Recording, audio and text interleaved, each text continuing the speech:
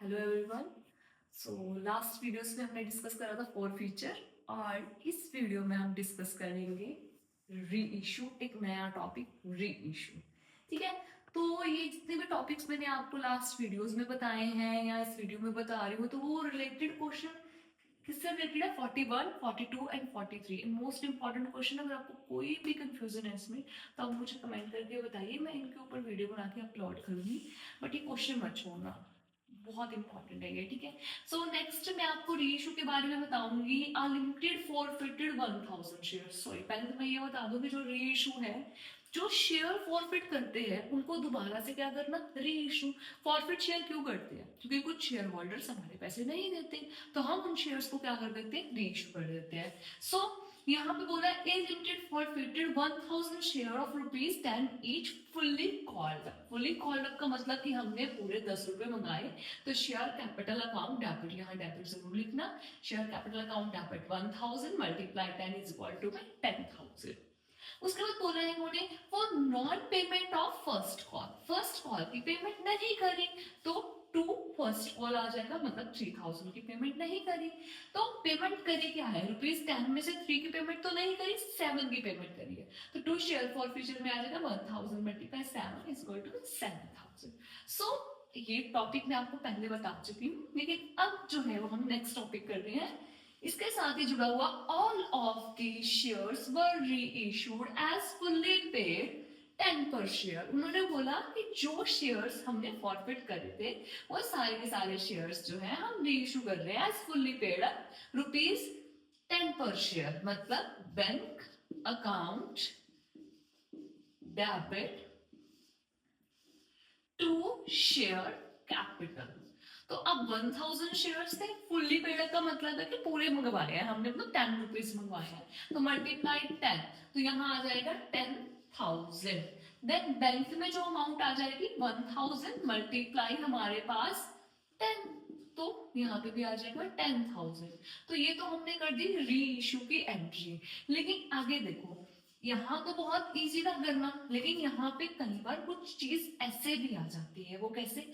All of these shares were reissued as fully paid ₹7 per share. मतलब हमने तो पूरे 10 रुपीज ही मंगवाए, हमने तो पूरे 10 रुपीज ही मंगवाए, लेकिन हमारे पास कितने रुपीज आए? ओनली बैंक में हमारे पास आए 7। तो ये कितना हो जाएगा हमारे पास? 7,000। ठीक है, उसके बाद बट अब यहाँ पे शेयर कैपिटल में तो 10,000 है, बैंक में कितने आ गए?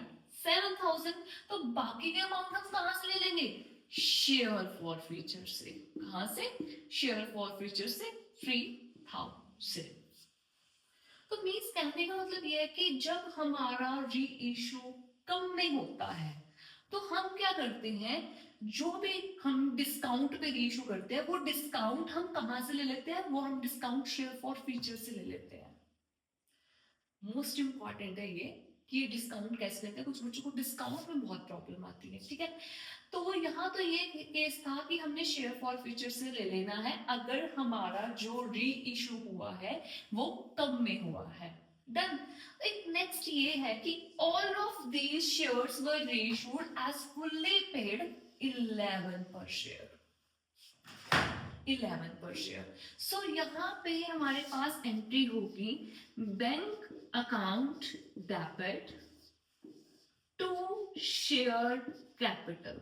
तो शेयर कैपिटल में तो हमारे पास 1000 मल्टीप्लाई 10 ही जाएगा।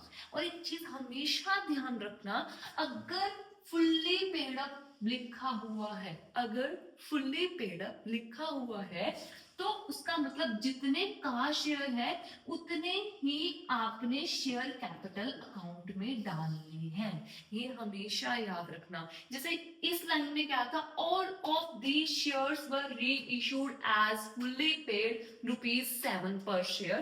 तो मैंने क्या करा? Bank account debit to share capital fully paid up लिखा हुआ है तो 1000 मल्टीप्लाई 10, तो यहाँ पे कितना आ जाएगा हमारे पास 10,000।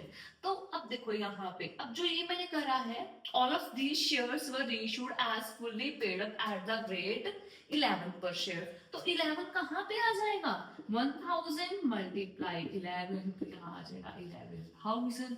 तो अब बोलोगे मैम ये क्या हुआ, अब हमें शेयर फॉर फ्यूचर से तो ले ही नहीं सकते हम। तो अगर शेयर कैपिटल से अमाउंट ज्यादा में रेशियो हो गया है तो जो 1000 है वो हम टू सिक्योरिटी प्रीमियम में लिख देंगे। डन। अब यहाँ पे क्या प्रॉब्लम थी, यहाँ पे 2 शेयर कैपिटल 1000 मल्टीप्लाई 10, 10,000 हो जाएगा यहाँ पे, ठीक है।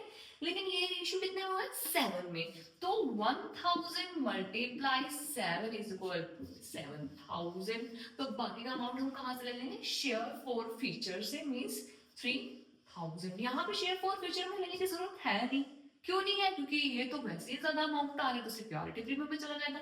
नेक्स्ट यहाँ पे क्या है, यहाँ पे हमें शेयर फॉर फ्यूचर्स में से लेने की जरूरत है क्योंकि हमारा जो शेयर है वो कम में रेशियो हुआ है, ठीक है। तो आज तो मैंने इस वीडियो में आपको बताया है कि री इशू करना है जिसमें सारे के सारे शेयर्स क्या हो जाते हैं, री इशू हो जाते हैं, ठीक है। सो नेक्स्ट जो है वीडियो में मैं आपको बताऊंगी कि next entry, last entry, share forfeiture account debit to capital reserve.